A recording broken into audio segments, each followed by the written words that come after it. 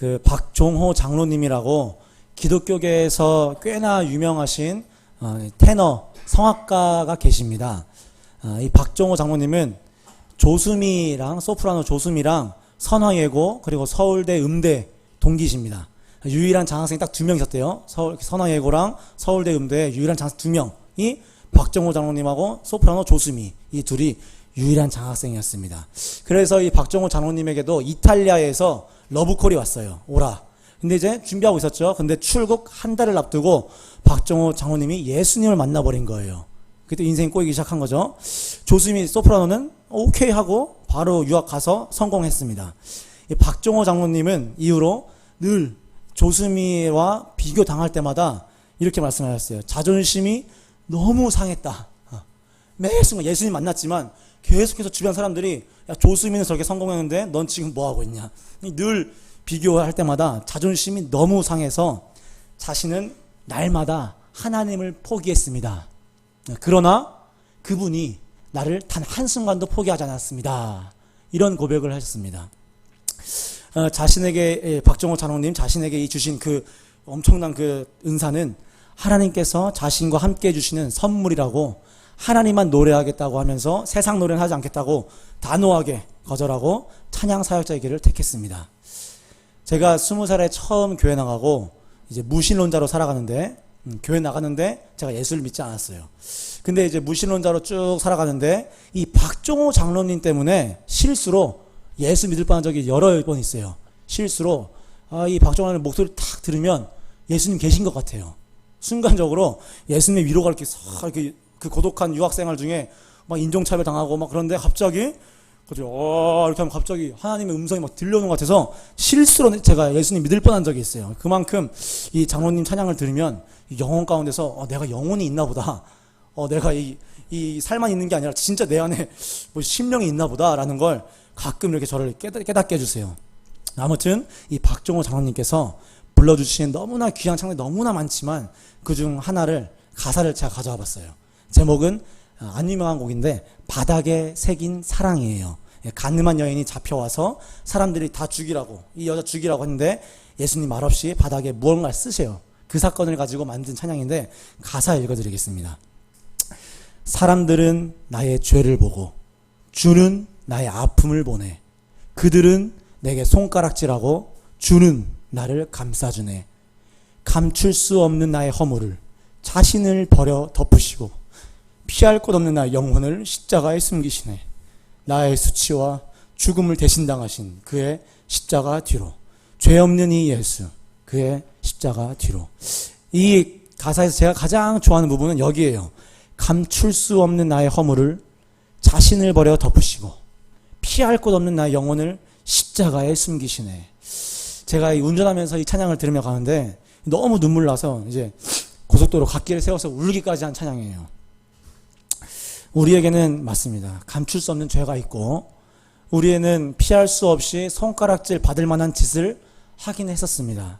허물이 있고 수치스러운 짓을 했습니다. 우리 모두는 사실 이런 자들입니다. 그 목사님께서 언제 한번 저희 교역자들에게 이런 말씀을 하셨어요. 하나님이 우리 죄를 가려주셔서 그렇지 그거 다 사람한테 공개되면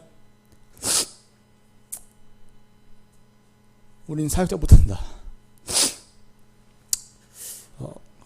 그 말이 너무너무 이제 뒤통수를 때렸습니다. 하나님 우리 죄를 가려주셔서 그렇지. 그거 다 사람들한테 공개되면, 우리 성도 다 공개되면, 야, 이거 사역자 못하겠다, 이거. 그 말이 제 뒤통수를 팍 때렸는데, 그 말이 와닿습니다. 마치 어디 3세기 초대 교부들한테서 들을 수 있는 어떤 굉장히 영적인 말이라서 기억에 남습니다. 그러나, 주님은 우리의 아픔을 보시고, 주님은 우리를 감싸주십니다. 우리를 덮으시고 우리를 숨겨주시고 자신을 버리셔서 그렇게 하십니다. 모든 죄를 대신 담당해 주셨습니다. 우리의 모든 죄악과 수치와 부끄러움이 우리를 죽을 때까지 우리를 사실 겸손하게 하고 나의 죄악이 하나님의 긍휼을 드러내는 그러한 수단이 되는구나. 나의 그러한 죄악들이 수치스러운 그 과거가 하나님의 긍휼을 나를 통해 드러내는 그러한 기회가 되는구나 하고 그 기쁨에 사로잡혀서 하루하루 우리가 살아가야 하는 줄로 믿습니다. 고린도후서에 대해서 간략하게 설명하고자 합니다. 이 서신은 바울이 쓴 편지 13개 중에서 어려운 편지에 속한다고 합니다. 왜냐하면 이 기본적인 편지의 형식에서 벗어나서 매우 비형식적이에요. 형식이 좀 이렇게 없어요. 그리고 상황에 맞춰진 편지입니다. 여담이 많아요. 여담이. 뭐 이렇게 신학적인 내용도 있지만 근데 이게 여담이 많다고 합니다. 바울의 개인적인 선교 경험에 바탕을 둔 편지이기 때문에 더욱 그러합니다. 그래서 바울의 감정이 매우 여기에 가득해요. 이 편지에. 그래서 자서전과 같은 편지예요. 자서전. 여러 문제들과 특징들이 막 이렇게 뒤죽박죽 섞여 있습니다.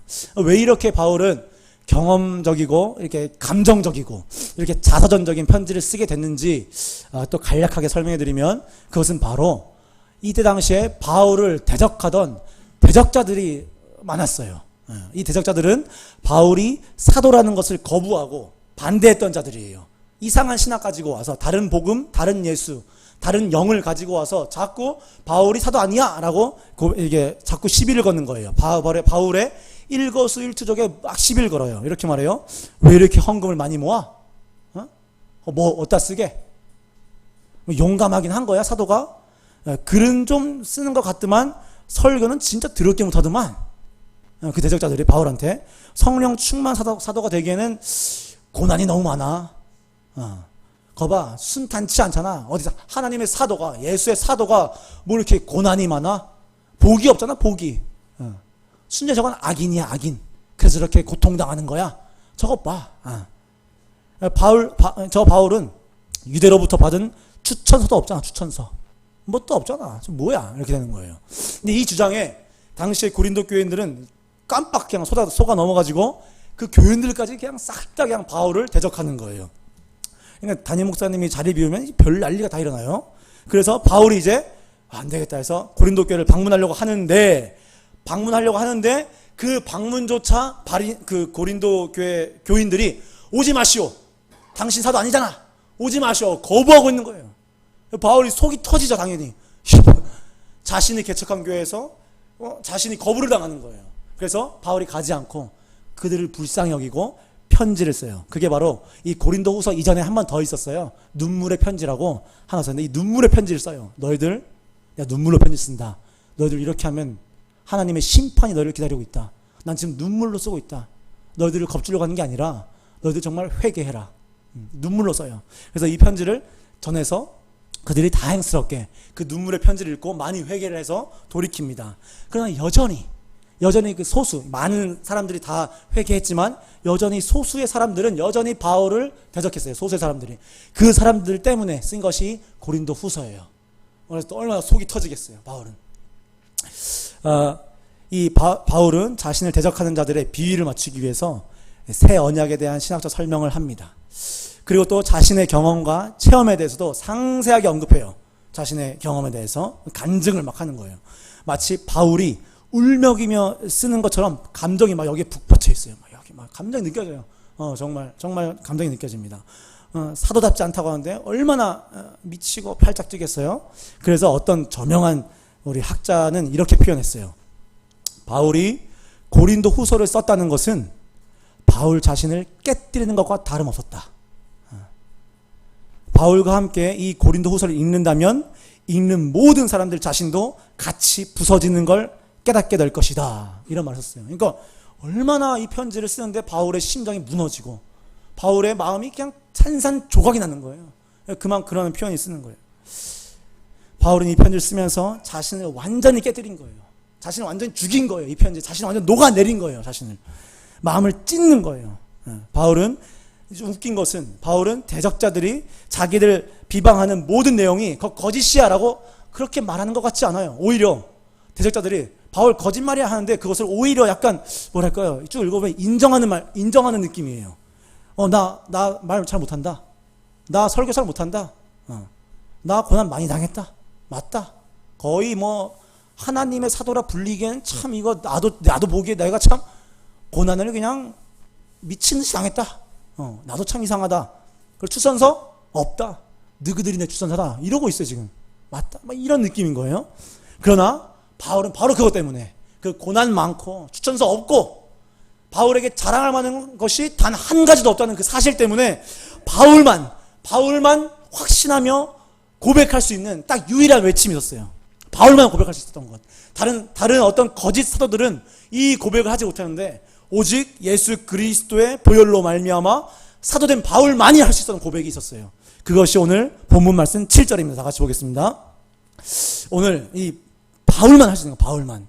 바울이 이런 고백을 했어요. 7절에 우리가 이 보배를 질그릇에 가졌으니 이는 심히 큰 능력은 하나님께 있고 우리에게 있지 아니함을 알게 하려 함이라. 이것은 바울만 할 수 있었던 거예요. 그들은 못해요. 그들은 질그릇이 아니에요. 너무나 화려한 톡이고 그들은 너무나 깨어지지 않는 단단한 청동 같은 그릇이었던 거예요. 근데 바울은 자기가 질그릇이다 이렇게 하는 거예요. 이 질그릇이 가장 중요한 단어입니다. 바울이 말하는 이 질그릇은 신약성경에서는 거의 안 쓰였고 구약성경에서 15번이 쓰였는데 그 중에 제가 코가 찡 하는 한 구절을 또 갖고 왔습니다. 제가 읽어드리겠습니다. 예레미야 애가입니다. 예레미야는 눈물의 선지자예요. 예레미야 애가 4장 2절에 이렇게 나와 있어요. 순금에 비할 만큼 보배로운 시온의 아들들이 어찌 그리 토기장이가 만든 질 항아리같이 여김이 되었는고. 예루살렘의 멸망을 보면서 예레미야가 막 울면서 쓰는 거예요. 여기서 순금은 이 순금에 비할 만큼 보배로운 시온의 아들들이 어쩌다가 이렇게 질그릇같이 여김을 당하냐 이렇게 하는 겁니다. 이 당시에 이 순금은 여기서 말하는 게 순금은 그냥 순금이 아니라 이 당시에 제가 찾아보니까 가장 이 땅에서 이스라엘 백성이 가장 누릴 수 있는 모든 가치 중에 최고의 가치가 순금이라 표현한 거예요. 순금이라 표현. 가장 최고의 가치. 근데 그것을 지금 뭐가 비교해요? 예레미야가 질항아리. 똑같은 말이에요. 질항아리와 질그릇. 이것과 비교하는 거예요. 최고의 가치와 최하의 가치를 비교해서 얼마나 질그릇이 가치가 없는가. 물론 지금 바울이 말하는 것과 약간 문맥은 다르지만 이거 제가 말하고자 하는 것은 질그릇이 얼마나 그렇게 최하의 가치인가. 바울은 지금 그걸 갖다 쓰는 거예요. 내가 맞다. 너희들이 말하는 것처럼 나 최하의 가치다. 나 추천서 없어. 나 정말 그리스도의 사도 맞는데 왜 이렇게 고난이 많지? 나도 모르겠네. 고난 너무 당했다. 이렇게 하는 겁니다. 질그릇보다 더 아래인 가치는 없다고 자기가 인정하는 겁니다. 바울이 지금 뭐라고 고백하나요? 우리가 이 보배를 질그릇에 가졌다고 합니다. 천주교와 함께 번역한 공동 번역에는 조금 더 이렇게 직접적으로 나와 있어요. 질그릇 같은 우리 속에 이 보화가 담겨져 있다. 이렇게 나왔어요. 질그릇 같은 우리 속에 이 보물, 보화가 담겨져 있다. 이 신앙, 바로 질그릇 같은 우리 속에 보화가 담겨져 있다. 이 신앙이 우리 영혼 가운데 깊이 박혀져 있지 않는다면 기독교 신앙은 늘 자랑만 하게 돼요. 늘 기독교 신앙 가지고 경쟁하게 돼요. 경쟁 사회에서. 신앙은 결단코, 아까 오전에 목사님께 말씀하신 거지만 결단코 신앙은 자랑이나 경쟁을 해서는 안 되는 것입니다. 사랑은 절대 자랑하지 않아요. 사랑은 절대 자만하지도 않아요. 사랑은 성내지 않아요. 사랑은 나를 드러내지 않습니다. 왜냐하면 우리는 다 무가치한 최하의 가치인 질그릇이라는 점 때문입니다. 우리의 잘난 신앙을 가지고 남을 대적해서는 안 돼요. 우리의 신앙 가지고 남을 비방하고 저주해서는 안 됩니다. 내가 이런 마음을 품으면 안 돼요. 내가 우리 목사님보다 내가 신앙이 당연히 안 좋지만 내가 최소한 저 사람보다는 내가 좀 낫지. 물론 내가 목사님보다야 내가 신앙이 좀 떨어지지만 내가 최소한 저 사람보다는 내가 신앙 좀 낫지. 이건 안 되는 거예요. 경쟁해서는 안 돼요. 누구보단 못하고 누구보단 잘하고. 이 사랑은 그런 것이 아닙니다. 왜 그러냐면 항상 오늘 계속 말씀드릴 것이지만 우리는 다 질그릇 같은 자예요. 질그릇 같은 자. 우린 다 깨어지고 상해지기 쉬운 그런 질그릇인 겁니다. 여러분, 예수님의 어머니가 누구죠? 예수님 어머니 마리아죠. 예수님의 아버지는 누구죠? 요셉이에요. 요셉. 근데 예수님을 낳기 위해서 요셉이 한 게 무엇이 있습니까? 그러니까 아기 예수님을 잉태하고 그걸 출산하고 낳기 위해서 요셉이 무엇을 했습니까? 손만 잡고 잤더니 아기 예수가 딱 탄생한 거예요? 황새가 물어준 거? 그런 거 아니잖아요. 요셉이 거기서 뭐 했어요? 아무것도 안 했어요. 뭐냐면 제가 여기에 할 말은 많지만 그 중에 이 하나를 강조하고자 합니다. 요셉이 예수님을 아들 삼는 데 기여한 것이 전혀 없다는 사실입니다. 조금 더 넓게 말하면 요셉이 예수님의 가족으로 이렇게 묶이고, 요셉이 인간인 요셉이 하나님의 가족이요, 하나님의 독생자 아들 예수 그리스도와 한 가족이 됐다는 것에 요셉이 도움 준 게 단 하나도 없어요. 하나도. 그러면서도 요셉은 예수님의 아빠라는 이 말을 듣고 사는 거예요. 예수님을 가족으로, 성경 에베소서의 말을 따르면 예수님을 권속으로, 하나님의 권속으로 샀는데, 인간인 요셉이 한 것이 아무것도 없다는 거예요. 그냥 덜컥 예수님이 태어난 거예요. 우리도 이와 같은 거예요. 우리가 하나님의 자녀로 부름받는 데에 우리가 한 것이 전혀 없다는 것입니다. 우리는 이게 미국의 로이드 존스 목사님이라고, 이분 이런 말씀했어요. 우리는 전적인 실패와 전적인 무능자입니다. 이게 바로 질그릇이에요. 이게 바로 질그릇이에요. 질그릇이 보배를 담기 위해서 질그릇이 뭘 했습니까? 질그릇이 보배를 담기 위해서 그 못생기고 깨어지기 쉽고, 이미 깨어질 수도 있고 상해버린, 약해지고 완전히 아무나 가치 있게 여기지 않는 그 질그릇이 이 세상에 가장 가치 있는 보물과 보화를 담기 위해서 질그릇이 도대체 무엇을 했습니까? 자신을 닦았습니까? 그것이 아닙니다. 질그릇은 한 것이 없어요.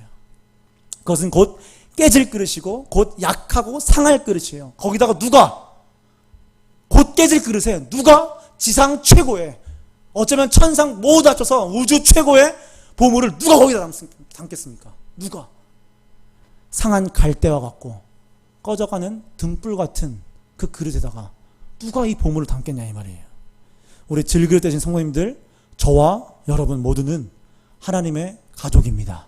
하나님의 한 가족이 되는 거예요. 우린 서로 다 형제요 자매입니다. 이 영광을 부디 아시기를 정말 부탁드립니다. 이 정체성에 구원의 확신을 가지시기 바랍니다. 내가 얼만큼 질그릇과 같은 존재인지를 깨닫는 것, 내가 얼만큼 질그릇과 같이 깨어지기 쉽고 상하기 쉬운 그릇인지 깨닫는 것, 내가 얼만큼 보배를 보배로 생각하고 보배를 내가 존귀 여기는지, 이것을 깨닫는 것이 첫 걸음인 거예요. 구원의 확신을 얻으신 첫 걸음. 이것은 회개를 통해서 가능한 거예요. 내가 얼마나 질그릇 같은가, 내가 얼마나 보배를 담을 수 없는, 사실은 그러한 그릇 같은 자인가, 이것이 회개입니다. 근데 회개는 제가 늘 강조하지만, 회개는 원래 악한 사람이 해야 하는 것인데 정작 악한 사람은 회개할 필요를 못 느껴요. 회개는 원래 악한 사람이 하는, 죄인들이, 악한 사람이 해야 되는데, 저 세상 사람들이 해야 되는데, 저 세상 사람들은 회개할 필요를 못 느껴요. 누가 해요? 여러분들이 하잖아요. 교회 나온 사람들이 회개를 해요. 착하게 살려고 하는 사람들이 회개를 해요. 선한 사람이 뭐 회개할 게 있어요? 그러나 성도님들, 그리스도의 영광을 이렇게 본, 그리스도의 영광의 빛을 이렇게 본 사람들은 동시에 자신의 추악함을 보게 됩니다. 자신 안 내면에 있는 깊숙한 그 끈덕끈덕한 그 죄악을 동시에 보게 돼요. 그리스도의 영광을 이렇게 마주한 사람, 우와! 본 사람은 동시에 자신 내면의 추악함을 보게 된다는 것입니다. 예수 그리스도의 얼굴에 있는 하나님의 영광을 아는 빛이 마음에 비추인 사람은 회개합니다. 그리스도의 영광의 그 빛이 우리 마음간에 비친 사람들, 그 사람들은 회개합니다. 그 영광의 빛을 본 사람, 그 영광의 빛을 마주한 사람은, 그 독대한 사람, 1대1로 하나님의 영광에 이렇게 1대1로 딱 마주한 사람은 내가 얼마나 질그릇 중에서도 질그릇인지, 만약에 질그릇을 깨야 한다면 내가 첫 번째로 깨어질 질그릇이구나, 이것을 안다는 것입니다. 우리 6절 보겠습니다. 다음 슬라이드에 있습니다. 6절 제가 봉독해 드리겠습니다. 어두운데 빛이라 말씀하셨던 그 하나님께서 예수 그리스도의 얼굴에 있는 하나님의 영광을 아는 빛을 우리 마음에 비추셨느니라. 그 뒤에 오늘 본문이 나와요. 우리가 이 보배를 질그릇에 가졌으니, 이렇게 나오는 거예요. 그리스도의 얼굴에 있는 하나님의 영광의 빛, 이 빛이 어둡고 이게 바로 빛이 있으라, 어두운데 빛이 있으라. 이게 창세기 1장 3절 말씀이에요. 혼돈과 공허와 흑암 속에 있던 우리 질그릇에 그 하나님의 영광을 아는 빛이 우리 어두운 우리 마음 가운데 그냥 확 비춰버린 거예요. 저 창문이 지금 이렇게 밝아서 햇빛을 끌어당기는 게 아니에요. 햇빛이 비추니까 여기가 밝아지는 겁니다. 우리가 무엇을 한 게 아니라 우리 원래 혼돈, 공허, 흑암 속에 있었어요. 우리는 그런 어둡던 질그릇인 것인 거예요. 여기 아멘이십니까? 저는 100번이고 여기 아멘 하겠어요. 난 어둡고 혼돈과 공허와 흑암 속에 있던 나는 그러한 그 질그릇 중에서 상질그릇이다. 전 그것에 아멘하고 또 그리스도 하나님의 영광을 아는 빛이 내 마음에 비추었다. 이 말에 저는 아멘하겠어요. 그래서 가끔은 그리스도의 영광을 보는 것이 우리에게 꼭 유익만 되는 것은 아닌 것 같습니다. 자신의 추악함을 마주할 수밖에 없고 내가 질그릇 정도밖에 안 되는 사람인가 하는 어떤 그러한 절망 비슷한 느낌을 줄 수가 있습니다. 그러나 우리 성도님들이 이 영광을 보시기만 한다면, 이 영광에 마주하시게 한다면 정말 뭐 바랄 것이 없습니다. 보배이신 예수님을 갖는다는 것, 질그릇 같은 우리 속에 예수님을 갖는다는 것이 무엇이냐면 맞아들이는 거예요. 들어오십시오 예수님, 예수님 들어오세요 하고 우리가 예수님을 환영하는 거예요. 환영하는 거. 단지 환영하고 호산나 예수여 우리 구원하소서 하고 끝나는 것이 아닙니다. 예수님을 어떤 분으로 환영할 것이냐가 더 중요한 거예요. 예수님 환영하는 것 쉽습니다. 근데 예수님을 어떤 분으로 환영할 것이냐. 우리 성도님들은 예수님을 맞아들이셨고 환영하셨죠? 맞아들이셨죠? 영접하셨죠? 그렇다면 예수님은 어떤 분으로 우리 성도님들 마음 가운데 있습니까? 생각해 보세요. 예수님은 어떤 분이실까? 분명히 난 예수님을 환영했고 예수님 내 마음 가운데 있고 내 속에 있으나 예수님은 나에게 어떤 분일까를 한번 고민해 보시길 바랍니다. 여러 모습들이 있을 것 같습니다. 하지만 오늘 설교를 통해서 꼭 나누고 싶은 예수님의 모습, 꼭 이 예수님의 모습은 꼭 우리 성도님들 마음 가운데 꼭 있었으면 좋겠는 마음은 뭐냐면 우리 10절 보겠습니다. 10절 제가 읽어드리겠습니다. 우리가 항상 예수의 죽음을 몸에 짊어짐은 예수의 생명이 또한 우리 몸에 나타나게 하려 함이라. 예수님을 어떤 분으로 우리 마음 가운데 환영해야 하냐면 예수님의 죽음을 환영해야 해요. 예수님의 생명도 환영해야 하는 것이에요. 그냥 예수님은 그냥 어떤 좋은 분, 우리의 소원을 성취해 주신 분, 요것도 있지만 그 부분도 있지만 또한 한편으로는 십자가에 달리신 예수 그리스도, 십자가에서 예수님 죽으셨고 다시 살아나신 예수님의 죽음과 예수님의 생명을 맞아들이는 거예요. 그것을 환영하는 거예요. 그것을 아멘하고 우리 마음 가운데 확 받아들이는 것이, 이것은 아무나 하지 못하는 거예요. 누구나 예수님 환영할 수 있어요. 누구나 예수님 환영할 수 있어요. 그러나 아무나 이 예수님의 죽음과 예수님의 생명을 환영하지 못합니다. 예수님이 질그릇 같은 날 위에 죽었구나. 질그릇 같은 나에게 생명을 주셨구나. 이 진리를 맞아들이고 환영하고 예수님을 그 보배를 우리 속에 갖는 것이에요. 우리 다음 슬라이드 보겠습니다. 5장 고린도 후서 5장 14절부터 21절 3절 제가 봉독해 드리겠습니다. 그리스도의 사랑이 우리를 강권하시는도다. 우리가 생각하건대 한 사람이 모든 사람을 대신하여 죽었은즉 모든 사람이 죽은 것이라. 그가 모든 사람을 대신하여 죽으심은 살아있는 자들로 하여금 다시는 그들 자신을 위하여 살지 않고 오직 그들을 대신하여 죽었다가 다시 살아나신 이를 위하여 살게 하려 함이라. 하나님이 죄를 알지도 못하신 이를 우리를 대신하여 죄로 삼으신 것은 우리로 하여금 그 안에서 하나님의 의가 되게 하려 하심이라. 이 구절들은 고린도 후서의 핵심 구절입니다. 고린도 편지, 이 후서 편지의 핵심 구절들.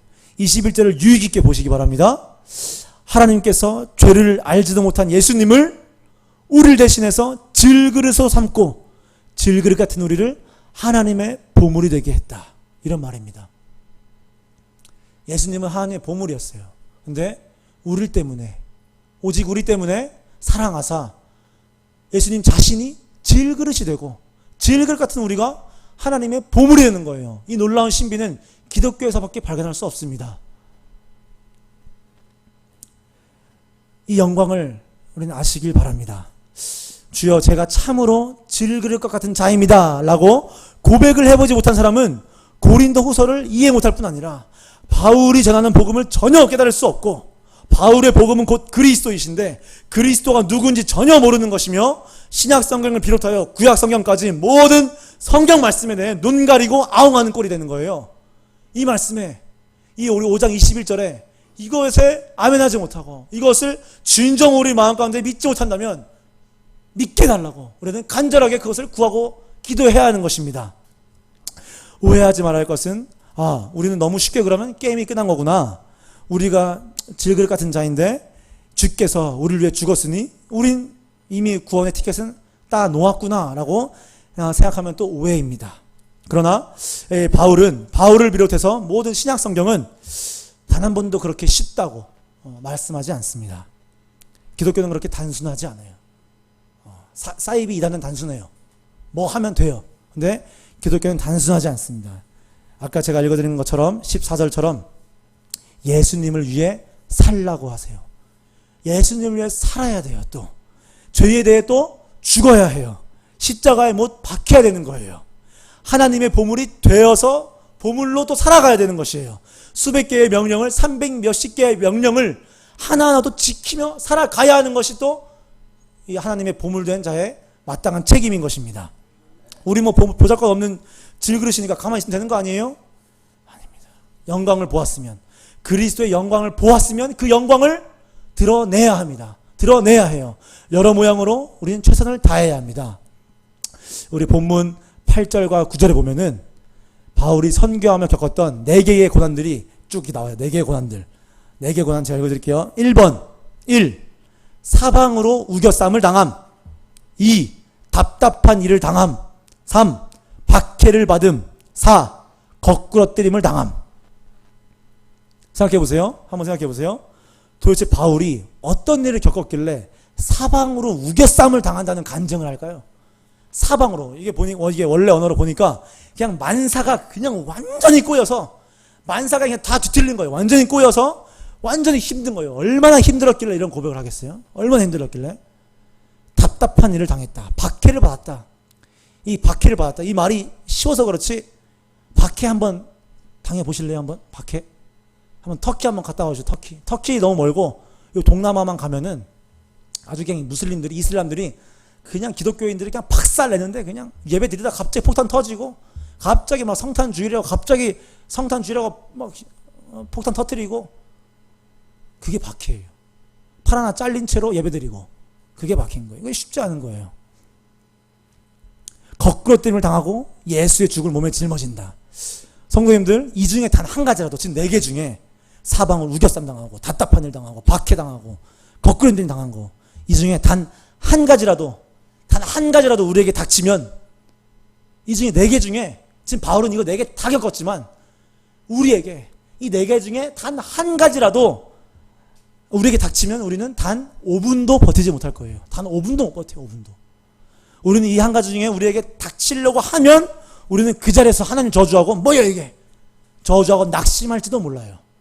한 가지만 당해도. 그러나 바울은 이 모진 고난과 고통 속에서도 위로의 하나님께 가까이 나아가게 돼요. 바로 그 고난이, 이 모든 4가지 고난이 십자가로 가까이 나아가게 하는 수단이 되는 것이에요. 성도님은, 성도라는 것은 딱 2가지 부류로 나눌 수 있을 것 같아요. 2가지 부류. 첫 번째는 가룟 유다로 섬기느냐, 두 번째는 사도 요한으로 섬기느냐. 딱 이 2가지인 것 같아요. 고난이 닥쳐올 때, 고통이 우리 삶에 막 엄습해오고 막 다가올 때, 예수님을 사용할 것인가, 아니면 예수님을 사랑할 것인가, 요 딱 2개로 나누는 것 같아요. 가룟 유다로 섬기실 거예요? 아니면 사도 요한으로 섬기실 거예요? 제발 후자로 선택하시기 바랍니다. 예수님을 사용하지 말고, 고난이 올 때 예수님 사용하지 말고, 예수님 팔아먹지 말고 예수님을 더욱더 사랑해야 돼요. 그 고난이 다가올 때 사도 요한처럼 하나님 말씀 앞에, 요한계시록 보면은 하나님 말씀이 딱 임하는데 그 앞에 엎드려져요. 바로 이 모습이 우리에게 필요한 것입니다. 야고보의 당부처럼, 야고보의 권면처럼 여러 가지 시험을 당하거든 온전히 기쁘게 여기라를 우리 인생 가운데 행동으로 옮겨봐야 합니다. 이제 마무리하겠습니다. 왜 바울이 이런 감정적인 편지를 썼는지 조금은 이해가 되셨으면 좋겠습니다. 이 편지를 쓰는 것 자체가 바울에게는 서두에 말씀드린 것처럼 마음이 무너지고 정말 속이 상하는 그러한 심정이었습니다. 그러나 이 바울이 전하는 복음 앞에 서지 않으면 찬양할 때도 아무 감정이 없어요.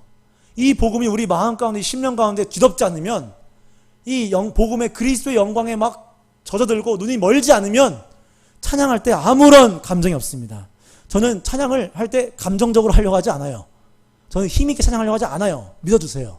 저는 찬양을 감정적으로 하는 게 아니에요. 정말이에요, 정말. 저는 찬양하려고 하는 것 뿐이에요. 찬양하려고 해요, 찬양하려고.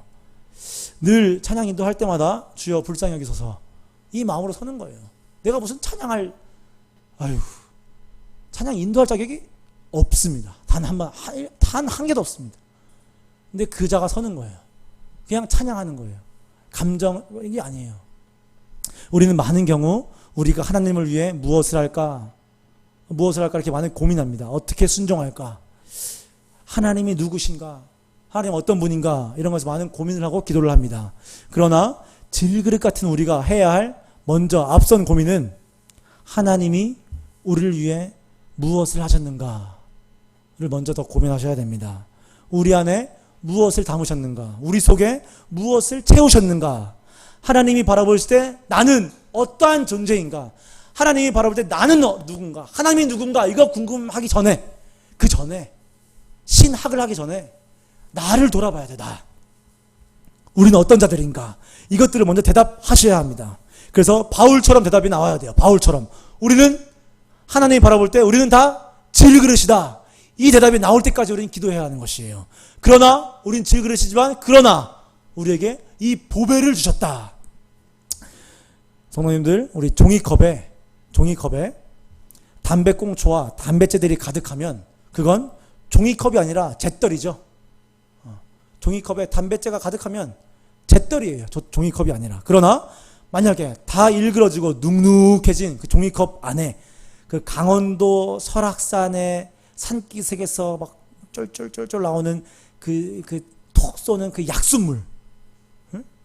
제가 저번에 설악산 갔다 왔는데 한 달 전에 갔다 왔죠. 제가 갔다 왔는데 그 쫄쫄쫄쫄 나오는 거기에 사람들이 막 무지하게 서 있어요. 거기서 종이컵 하나가 있어요. 막 눅눅해요. 그거 가지고 막 다 그거 가지고 약수물 안에 사람들 막 줄을 서서 먹어요. 응? 그게 뭐예요? 그건 일그러진 종이컵이 아니에요. 더 이상. 그건 뭐예요? 강원도 약수물이에요. 강원도 설악산 약수물. 그거 마시려고 사람들 줄 서고 있는 거예요. 이거는 그 한 잔은 그냥 더러운 종이컵이 아니라 이 등산에서 발생한 모든 갈증을 해소하는 아주 시원한 그 음료예요. 약수물이 그냥 물이 아니라 마셔보니까 무슨 탄산음료. 사이다 같아, 사이다. 맛이 달고 사이다 같아요. 미쳐버려요. 이건 컵의 외모는 중요하지 않아요. 거기서 더 이상. 컵에 아무리 빳빳하고 새 종이컵에 담배째 탁탁탁 털면 그거 잿더리예요. 누가 거기다가 뭐 마셔요? 그거 못 마셔요. 근데 약수터에 아직 이건 더러운 종이컵에 약수물, 사이다 같은 게 딱 담기면 그건 보석입니다. 보석. 더 이상 뭐 더러운 게 아니에요. 제 기타가 불쌍해요. 제가 볼 때마다 제 기타가 제 손에 들려 있으면 이건 뭐 그 음악하는 악기가 아니라 악을 쓰는 거, 악을. 그 악기예요. 음악하는 악기가 아니라 발악하는 거, 발악하는 악기라 돼요. 근데 그러나 만약에 저 불쌍한 기타가 우리 이번에 수요일 날 문화교실 오셨던 김용환 목사님의 손에 붙들리게 한다면, 그 제 기타는 드디어 주인 제대로 만난 거죠. 그때부터 이제 발악하는 게 아니라 제 기타는 음악을 하는 기타로 바뀌는 거예요. 음악하는 악기가 되는 거예요. 저게 내 기타야? 이럴 거예요. 저 이번에 그 목사님께서 제 스피커, 요거 조그만한 거, 불쌍한 스피커, 다 뜯어지고, 제 불쌍한 스피커를 사용하셨어요. 저는 저기서 이거 하면서, 내 스피커에서 이런 소리가 나오나? 내 스피커에서 어떻게 이런 소리가 나오지? 이건 너무 이게 미안했어요. 제 스피커한테. 제 기타 선, 저 주황색, 저 불쌍한 선. 너무 미안했어요. 내 기타 선과 내 스피커로 어떻게 저런 소리가 나오지? 내가 치면 막 댕댕거리고 막 소음이 되는데, 김여원 목사님께서 그냥 아주 기타로 피아노를 쳐요. 전 피아노인 줄 알았어요. 기타로 막 피아노 치는데 제 스피커 보면서 이거 내 스피커 맞아? 저건 소음이 아니라 복음이다. 복음. 저건 소음이 아니야. 제가 치면 막 땅땅 치고 막 원래 기타를 이렇게 손목으로 쳐야 돼. 손목으로. 그래야 이게 차라랑하고 이쁘게 소리 나요. 김영호 선생처럼. 근데 저는 어떻게 쳐요? 이걸 쳐요. 이걸로. 이걸 치면 기타줄 맨날 뿅. 맨날 기타줄 땡 날라가는데 애가 막 불쌍해. 맨날 터지고 얘 보세요. 아유 불쌍한 거야. 불쌍한 거. 오렌지색인데 원래 검은색인데 피 묻은 거. 아주 그냥 시뻘개져가지고 아주 그냥 소음이 내는데 근데 아이고 감사합니다. 아유 감사합니다. 근데 어쨌든 김영호 목사님 손에 제 스피커 딱 들리면 그건 소음이 아니라 복음이에요. 다들 은혜 받고 다들 위로 받고 난리. 너무 좋아요. 만약에 질그릇에 보배만 담긴다면 이 질그릇에 이 땅의 어떤 것과도 비교할 수 없는 귀한 보물이 담겨져 있다면 만약에 우리 안에 예수님만 영접하고 예수님을 우리 마음 가운데 완전히 아멘하고 환영한다면 우리는 더 이상 질그릇짜리 인생이 아니에요. 우린 질그릇짜리가 아니라 무슨 짜리예요? 보배짜리. 우린 그 보물의 가치가 되는 거예요. 우린 보배짜리 인생이 되는 거예요. 우린 10원짜리 질그릇 인생이 아니라 우린 100억, 1000억으로도 살 수 없는 영원한 보배짜리 인생이 되는 것입니다. 우리 질그릇 되신 성도님들, 질그릇된 겉사람 보지 마십시오. 화려한 그릇에 다른 세상 사람들도 보지 마세요. 그 질그릇 안에 담긴 예수 그리스도를 바라보시길 바랍니다. 그리스도의 영광을 바라보세요. 그리스도의 영광에 사로잡히고 그리스도의 영광의 빛에 눈이 멀어가세요. 그것이 제가 간절히 바라는 바입니다. 제가 마무리 기도하고 목사님 나오셔서 이후 순서 인도해 주시겠습니다. 기도하겠습니다. 사랑과 긍휼이 풍성하시하니 아버지, 이 말씀을 전하는 자부터 참으로 질그릇 같은 자입니다. 주여, 오늘 말씀을 통하여서 저희들이 질그릇짜리 인생이 아니라 그 안에 담긴 정말 시원한 약수물과 같은 귀한 보배짜리 인생이 되는 것을 다시 한번 저희가 경험할 수 있도록 도와주셔서 저희 마음 가운데 은혜 내려주시고 저희 마음 가운데 불쌍히 여겨주시고 저희 마음 가운데 하나님의 자비를 허락하여 주셔서 시간 저희들이 저희 마음 가운데 정말 이 보배의 신앙, 정말 보물 같은 이 신앙을, 예수님을 영접하고 환영하는 시간을 할 수 있도록 주님 끝까지 도와주십시오. 살아계신 예수 그리스도 이름으로 기도드렸습니다.